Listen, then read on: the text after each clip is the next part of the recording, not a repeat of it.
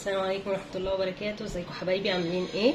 انا سارة الفخراني، والنهارده ان شاء الله نكمل روتين امبارح. انا جبت امبارح معاكم نقعت الفول. امبارح في روتين امبارح نقعنا الفول، النهارده ان شاء الله هندمسه مع بعض. اول حاجة عندي عشان ادمس الفول انا جبت حلة الضغط. تمام حبايبي. ودلوقتي عندي هنا الفول ده يعتبر كيلو فول، هحط عليه بصلاية كبيرة متقطعة على 4، وكمان عندي العدس هنا دي كوباية عدس اصفر، ومعلقه كركم بس عشان تدي فايده وتخلي اللون يبقى حلو يعني، ودي كوبايه بليله او القمح اللي هو قمح. تمام. وهنبتدي بسم الله الرحمن الرحيم. اول حاجه حبايبي بعملها في الفول ان انا ببتدي احط هنا الفول. تمام. انا هنا صفيته تماما من الميه وابتديت ان انا احطه هنا في الحله. خلاص بالشكل ده.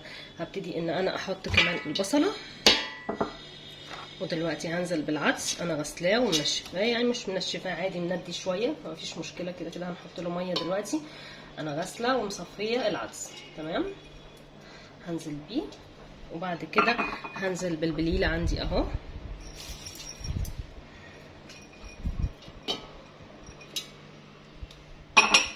وكمان معلقه الكركم،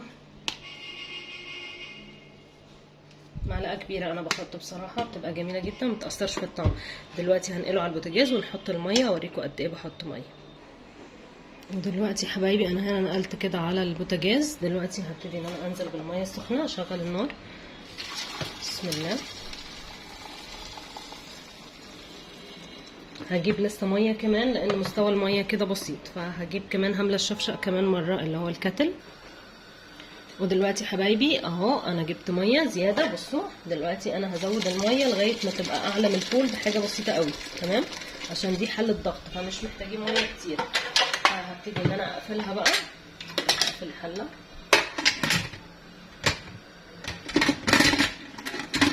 بسم الله.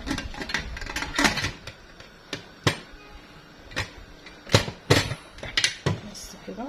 وبعدين ايه كده ان انا اقفل. تمام. هسيبها بقى على نار عاليه الاول، وبعد ما تغلي غلوتين كده هروح مهديه النار واسيبها ساعتين 3 ساعات وخلاص على كده، واوريكم بقى بعد ما يطلع. ودلوقتي حبايبي بعد ما عملت الفول انا عايزه اقول لكم كمان على حاجه.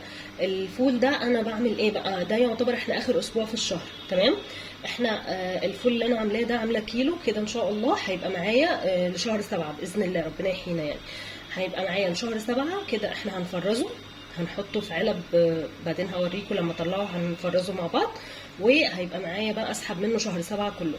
فده يعتبر من تحضيرات الشهر الجديد. تمام حبايبي. دلوقتي هنا عندي كمان من التركات اللي هي حلوه جدا وبتوفر معايا فطار وعشاء، وكمان من الحاجات المفيده جدا اللي هي ايه، البليله. البليله اللي باقيه معايا انا كنت جايبه تقريبا كيلو الا ربع، فحطيت منه على الفول. ودلوقتي حطيت هنا عشان اسلقها، وبتفضل معايا في علبه في التلاجة. ما احطلهاش سكر، ما احطلهاش اي حاجه، بسلقها بس بميه كده. تمام.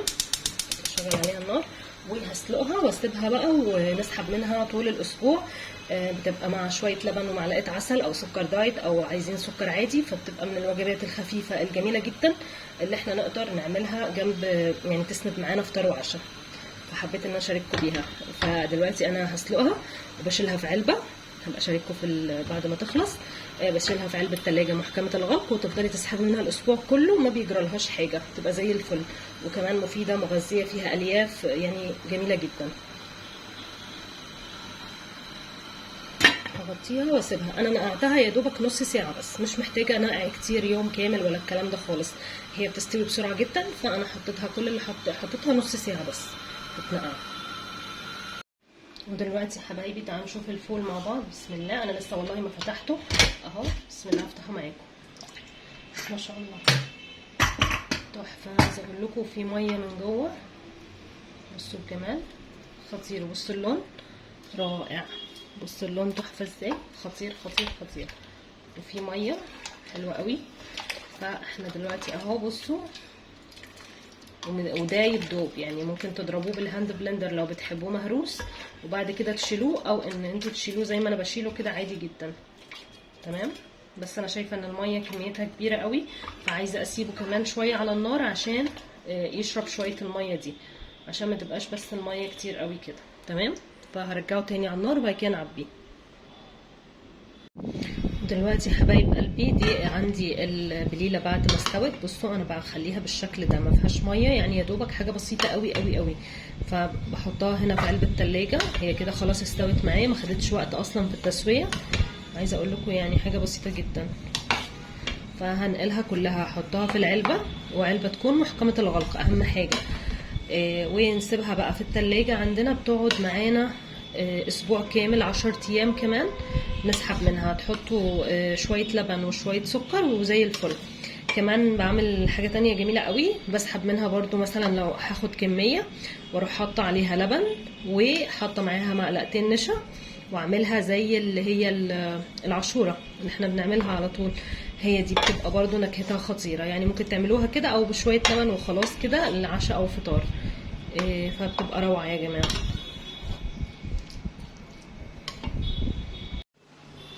بالنسبة بقى للطماطم اللي جبناها امبارح، انا برضو هخلصها. هعمل ايه؟ كل اللي انا جبته حلة نظيفة، حطيت فيها الطماطم، يا دوبك شلت الحتة اللي فوق دي، وبعد كده بقطعها على نصين وبحطها في الحل اهو بالشكل ده. وبعد كده برفعها على النار وبغطيها، ومش بحط لها اي اضافات خالص.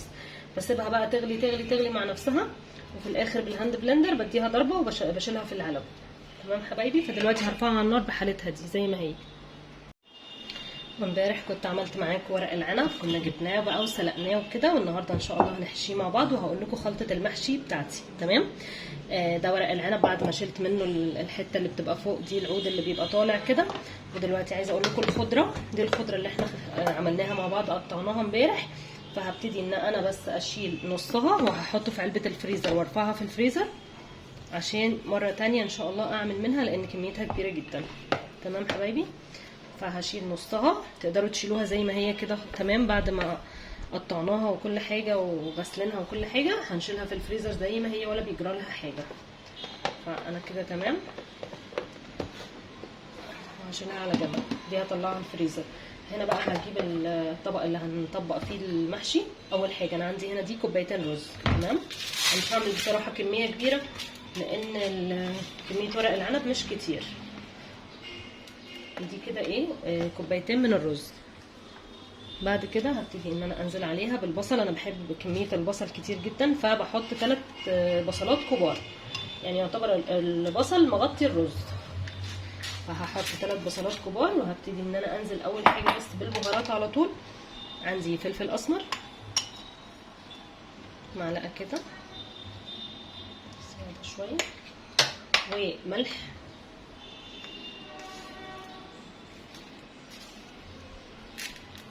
على حسب بقى انتوا ذوق الملح بتاعكم، تحطوا ملح على قد الكميه اللي انتوا حابينها. وعندي كزبره ناشفه. دي ال3 بهارات اللي انا بحطها. تمام. وعندي كمان كنت جايبه خلطه المحشي من شيفي اللي هي دي، مش عارفه بقى هستعملها معاكم النهارده ان شاء الله. بسم الله. شكلها غريب شويه، مش عارفه ايه ده، بس ريحتها حلوه يعني. تمام. فمش هحطها كلها طبعا، يا دوبك هاخد منها حبه صغيرين. تمام. مش عارفه ايه ده، حاجه غريبه فيها. ماشي ما علينا. تمام كده. وهبتدي ان انا انزل بايه بقى، بالخضره بتاعتي اهي. الخضره حاسه ان الخضره كتيره برضو، هشيل دول كده. هقلب الكلام ده مع بعض. بسم الله. ومش بحط صلصه يعني. لو مثلا الطماطم عندي مش حمراء وعايزه المحشي يبقى فيه صلصه كويس، فبحط صلصه بكتر. لكن لو الطماطم، ما تاخدوش بالكم يعني، في شويه كام ورقه ما تقطعوش، فما تاخدوش بالكم. المهم، فهحط هنا دلوقتي صلصه الطماطم. بسم الله. مش بحط صلصه لو الطماطم حمراء، ده اللي انا عايزه اقوله يعني. ادي كده نزلنا الصلصه، سوري الطماطم. ودي طماطم مخلوطه من غير اي حاجه، ما حطيتش عليها ميه ولا حاجه، ضربتها في الكبه عشان برضو ايه ما يبقاش فيها ميه يعني بس. تمام كده. فاضل اخر حاجه، العنصر المهم طبعا اللي هو ايه بقى، اللي هو السمنه. تحطوا سمنه بقى، بتحبوا تحطوا زيت تمام، انا مش عايزه احط زيت فهستكفي بس بالسمنه وبس. هبتدي نحط سمنه.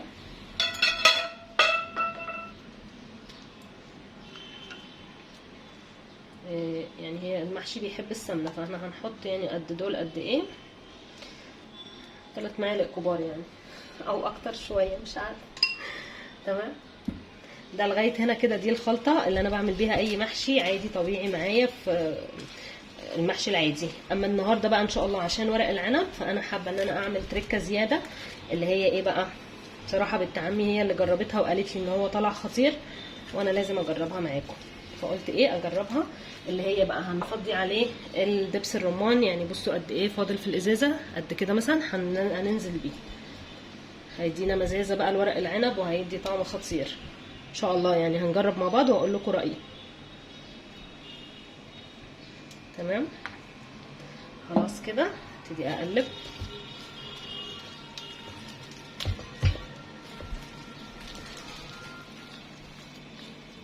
كده. خلاص الخلطه جاهزه معانا اهو بالشكل ده. هجيب بس الصينيه والم الدنيا حواليا واجيب الصينيه اللي هنحشي فيها. دلوقتي حبايبي النهارده ان شاء الله نويت ان انا اعمل المحشي في الفرن. تمام، هوريكم ازاي بسويه في الفرن. بصوا حبايبي، دلوقتي بالنسبه لورق العنب للبنوتات اللي لسه مش عارفين، لسه اول مره يدخلوا المطبخ، فبصي حبيبتي بالنسبه للورق العنب لازم يبقى الحته الخشنه دي اللي من بره هي اللي بنحشيها. هنا دي كده ناعمه واللي جوه دي اللي خشنه، فاحنا بنحشي بنحط على الحته الخشنه، وبعد كده بنبتدي ان احنا نحط الرز بسم الله من الخلطه كده، وبعد كده بنبتدي نعمل كده، بعد كده بنجيب من هنا ومن هنا ونلف اهو بالشكل ده. تمام اهو، وهرص بقى، هبتدي ان انا ارص هنا، وانا هكملها بقى بنفس الطريقه اهو. هنجيب على الحته الخشنه اللي بره، بعد كده هبتدي ان انا احط من الخلطه بسم الله، وبعد كده هبتدي الف كده، وبعد كده هجيب الجناب من هنا ومن هنا وابتدي ابرم كده اهو بالشكل ده. تمام، وابتدي ارصهم جنب بعض. اخلص انا بقى وبعد كده ارجع لكم كده. بعد ما خلصت خلاص لفيت الورق العنب هنا. بصوا هحط عليه كوبايه شوربه، دي كوبايه شوربه انا محضراها، هبتدي ان انا اكبها على الوش كده بسم الله بالشكل ده. ودلوقتي انا الصينيه دي ليها غطا، فبسم الله هبتدي ان انا اغطيها كده، وهدخله الفرن على 180. تمام، ولما يطلع بقى هوريه لكم. دلوقتي بعد ما سبت الفول شويه عشان يشرب ميته ادي كده، بصوا معايا، بصوا كمان ما شاء الله اللهم بارك، بصوا جميل جدا، دايب دوبان يا جماعه خطير. هبتدي ان انا اعبيه هنا، عندي علب الفريزر دي من تبروير، بصراحه جميله جدا، رائعه في تخزين اي حاجه في الفريزر، اي حاجه عايزين نفرزها بتبقى تحفه جدا. هجيب بس مغرفه،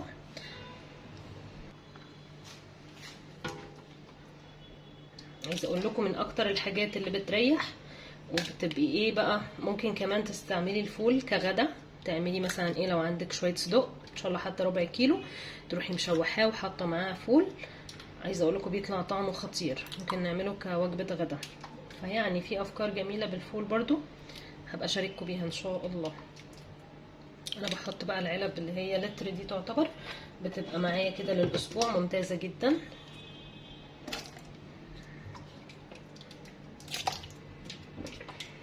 اهو هكمل انا بقى هعبيهم، وهسيب حبه هنا مثلا للاسبوع، هشيل حبه في العلبه دي على اساس اخر اسبوع في الشهر نستهلك منهم، فبيبقى جميل جدا جنب البيض والجبنه وكده، يبقى حلو. هكمل انا بقى. ودي كده حبايبي كميه الفول اللي طلع معايا اللهم بارك، طلعت معايا 4 علب، دول لتر يعتبر الواحده، ودي كمان للاسبوع ده، ودول ان شاء الله هنبقى نسحب منهم الشهر اللي جاي. ودلوقتي بالنسبه للطماطم، انا قلت لكم ان انا حطيتها من غير حاجه خالص وسبتها لغايه لما تتسبك بالشكل ده زي ما انتم شايفينها. هبتدي ان انا اضربها بالهاند بلندر كده وبعد كده هنشيلها في العلب. خلاص بعد ما نعمتها بالشكل ده هبتدي ان انا احطها في العلب برضو واشيلها في الفريزر. يعني ادي كده تحضيرات، عايزه اقول لكم تحضيرات هتبقى جميله جدا معانا للشهر اللي جاي ان شاء الله. بس برضو الطماطم دي مش كتيره، يعني الكميه اللي انا عاملاها بسيطه تعتبر. هنبقى نجيب تاني ان شاء الله ونفرز. بتبقى منجزه في ايه؟ في ان احنا مثلا لو عندنا عايزين نعمل مكرونه، يا دوب بتسحبي الصلصه من الفريزر، تعملي البصله او الثوم براحتك، يعني شوفي انت بتعملي المكرونه بايه، وبتحطي عليها الصلصه يا دوبك بتغلي غلوتين بتبقى جاهزه وبتتسبك بسرعه جدا وما فيش موضوع يعني. وهي كمان في الطبايخ طبعا بتبقى برضو حلوه جدا. هحطهم دول على علبتين او 3 علب احسن، عشان هي برضو تقيله تعتبر ما شاء الله الطماطم حمراء، فهنعملها على 3 علب كده. يبقى ايه حاجه جميله جدا. من الحاجات برضو الجميله الطماطم في الفريزر، بتخلي تسعفنا في الوقت، يعني الوقت اللي هو احنا مش عايزين نطلع الكبه بقى ولا نخلط طماطم ولا نضرب في الخلاط ولا حاجه، فبتبقى من الحاجات المسعفه. وده طبعا ورق العنب اللي احنا عملناه يا دوب طلع من الفرن. عايزه اقول لكم بقى شكله خطير. ايه متحمسه ان انا ادوق بقى واقول لكم بالظبط رايي ايه، والله بكل امانه يعني. بسم الله الرحمن الرحيم. هاخد واحده كده. بسم الله الرحمن الرحيم. هدوق واقول لكم. بصوا شكله بقى، عايزه اقول لكم خطير خطير خطير يا جماعه. حاجه كده تفتح النفس وريحته روعه. هندوق بقى ونقول، بس لسه سخن، استنوا عليا شويه ادوقه.